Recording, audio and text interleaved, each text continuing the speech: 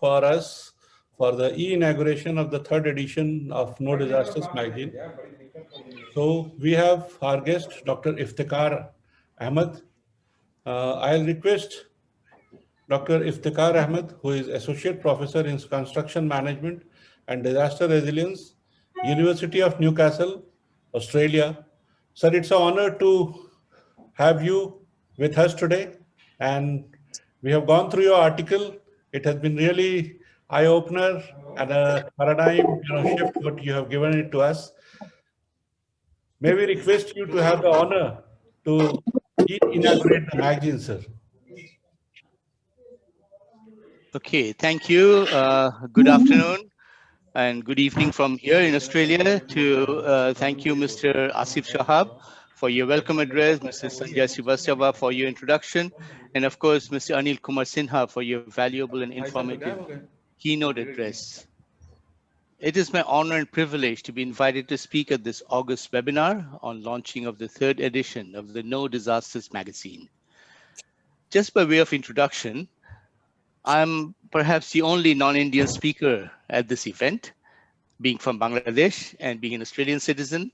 However, I spent a significant and formative part of my life in India during my undergraduate studies at IIT Kharagpur.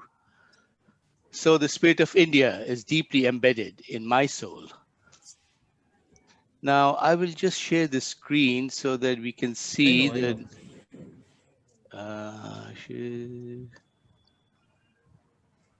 You have to go at the center, sir, and yeah. Yes, can you see it now? So I'm just launching the magazine by showing it here. And of course, this is a great magazine. It's a great and important initiative at this time when this world is beset by an increasing array of disasters. And while the COVID-19 pandemic has shaken this planet to its roots, disasters caused by natural hazards have also continued in parallel unabatedly, adding an extra layer of suffering on humankind. Say, for example, in 2020, there were 416 recorded disasters, both in developed and developing countries.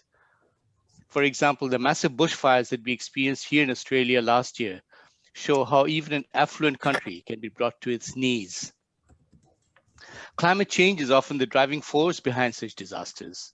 The warmer the planet gets, the more unpredictable, erratic, and ferocious the extreme weather events become. So given the scenario, there's the need more than ever for a global effort to build resilience. Not the resilience of bouncing back to equilibrium, to be perturbed again and again, but the resilience that bounces forward to a state of human well-being achieved through a process of adaptive learning, through a series of iterative adaptive learning. So No Disasters represents a forum for such learning by assembling and disseminating knowledge that draws lessons from experiences of disasters and efforts to build resilience that can inform the future. I'm aware of and greatly appreciate the strong efforts of the new media team to widely seek contributions from experts in India and around the world to develop a knowledge base that informs, raises awareness, and serves as a resource for the global goal of building resilience. This third edition focused on two of the most pressing contemporary challenges: urbanization and climate change. And Mr. Anil Kumar Sinha, he touched on this, that we are now in the throes, in the cusp of becoming a fully urban world. By 2050, almost 70% of the world's population will live in urban areas. Just in 2020, last year, 14 of the world's top 20 megacities were in Asia, where rapid, unregulated, unplanned, and essentially inequitable urbanization has placed millions of lives at risk. And with unfolding climate change in such a context, the challenges are all the more exacerbated, calling for innovative solutions that this edition, the articles in this edition rather, highlight. And it is fulfilling to note that the articles here are concerned with inclusion of the vulnerable and disadvantaged groups such as climate change refugees, women, and children. They have to be at the forefront for our resilience planning now and in the future. Given that this magazine is such a valuable product rich in knowledge and information, it is my honor and pleasure to support the launching of this edition of New Disasters.